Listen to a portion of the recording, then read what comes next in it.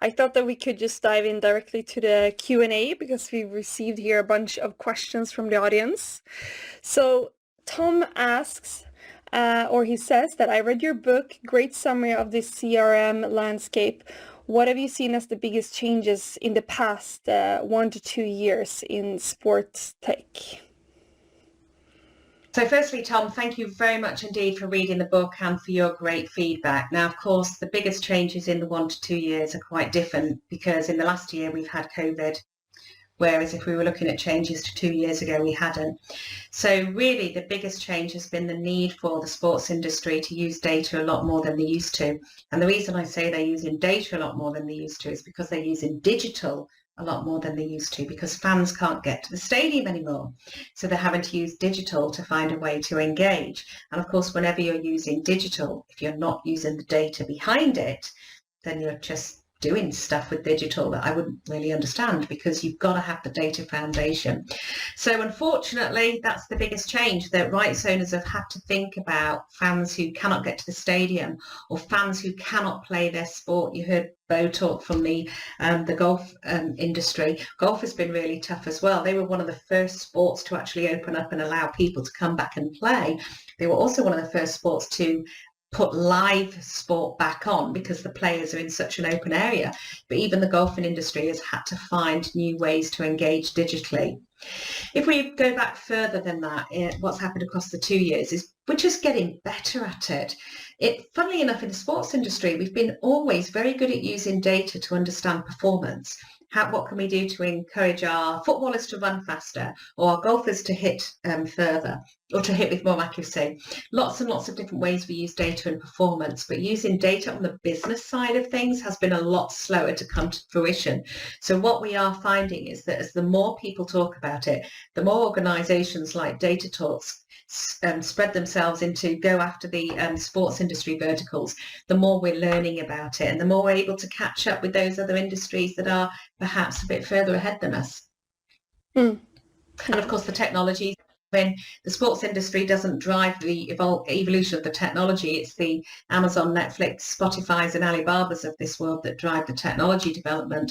And of course, once those big pure play onlines develop it, then it eventually comes down to the sports industry. Yeah, definitely. And here's another question. What is the most common mistake that people do when it comes to evaluating vendors? Well, I would say that genuinely they tend to get carried away and excited by what the salesman is telling them. And by the way, I'm a salesman. I know how we sell, but they get so entranced and excited by what the salesman is telling them and what the system, what the software can do. They're not thinking about what they need it to do. It comes back to the requirements analysis, understanding exactly what you need. So I think, the biggest mistake is getting charmed by the vendor. You can tell a good vendor because they will always start with the question, what are you trying to achieve? And they will listen to you and they will try and understand. They will do the equivalent of that requirements exercise. They will do that by trying to understand, what are you actually trying to get this software to do? We're constantly being asked by clients and non-clients, would you recommend this software? Would you recommend that? And of course, when we don't know anything about the client's business, or when we don't know anything about the organization's business, we can't answer that question off the cuff. We can say, yes, this is a really great piece of software, but is it right for your business? Or is it right for your business right at this very second? And there's a big difference between that. So I would say that's the most common mistake, not thinking about your own requirements and getting carried away by what the salesman tells you that the technology can actually do. That's actually a good thing to see if the salesmen if they're asking questions and making sure that it's actually the right fit for them. That's a good parameter to go after. And we have another one here. How do I know if I can trust a smaller incise vendor compared with an established enterprise? Yeah, so, I really don't believe that size matters in this instance. I mean, and actually sometimes when you work with too big a vendor, you get locked into their cycle of very rigid processes and pricing that aren't flexible enough for you. I mean, I would say, for example, in the sports industry, we're all fans of Salesforce and SaaS and Oracle. Why wouldn't we be? They're massive institutions that have been around for years. They're big global companies. But with these big global companies often comes quite a rigid approach, quite a rigid price approach. And, it's very difficult for the majority of the sports industry to justify the prices to get into that environment. But I'm sure it's the same as any industry. Whatever industry you're in, there will be the market leaders at the top who dominate with huge market share. And maybe they can justify the cost to get in bed with one of those big, massive global brands. But why would you want to do that if you can get the same functionality or perhaps even better with a smaller vendor? The benefit of a smaller vendor is they're often quicker to respond. They have much more flexibility. And of course, you probably feel much more like a customer as opposed to a number. When it comes to the trust is something that people earn from you, as you know, but you can get a lot of that trust in contract when it comes to the service level agreement and looking at the way they structure things such as their response times, what happens when things don't go right, how easily accessible they are. And again, you might find that with the big vendors, it's quite rigid and it's quite fixed. And you might get a certain amount of service for free. But then when you want to step outside of that and get more service, you'll pay more. And then if you want 24/7 service, you might have to pay even more.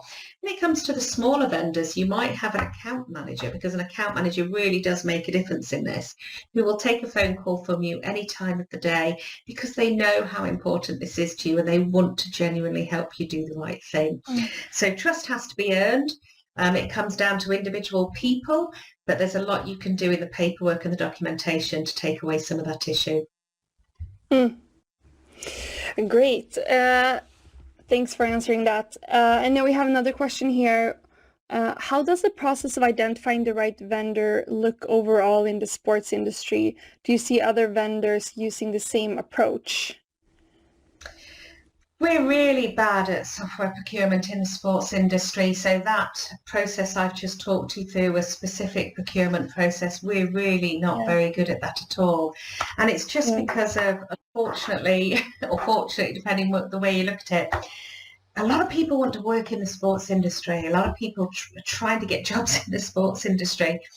The problem with working in the sports industry is because so many people want to work in it, certainly some rights owners, not every rights owner, but some rights owners, clubs, teams, league, take advantage of that. And so instead of paying the money that people deserve, they might try and push down the money that they actually pay them, reduce the salaries that they're prepared to pay. Now, those who are so keen to take the job in the sports industry, they'll accept a lower salary, obviously or generally aren't the ones that are best at doing their job. So, for example, certainly one of the reasons why the data adoption has perhaps been quite slow in the sports industry is outside the most elite rights owners, we can't hire the most experienced people because we can't pay the biggest salaries because the sports industry just doesn't operate like that. And so we often don't see that vendor process being aligned with. So anybody who's a software vendor in this meeting, if you want to make some quick sales, head to the sports industry, because not many of them will use that type of process. They will take what a salesman is trying to sell to them. But that's what I would say, that in general, we don't see a lot of application of process because we either don't have the budgets to hire the people that understand this stuff, or we don't have the budgets to hire enough people. So there are 3 people doing one person's job, so they need to get it done quickly. But by the way, when it comes to this whole industry, which is the industry of data, there is actually a massive shortage of skills, not just in the sports industry, but in all industries. In fact, the EU published a report in 2018 that there were 571,000 jobs with data in the title that went unfilled. So if anyone in the audience is just starting out understanding the role of data talks, the role of CDPs and the role of data, please stick with it. Because if you can grasp it, if you can study it, if you can learn it, and you can become a part of it, there's a good chance you'll have a job for life. Great tips. Thank you so much, Fiona, for joining. We're very happy to have you here, and it was really appreciated among the audience. So I just want to take the time to thank you for joining.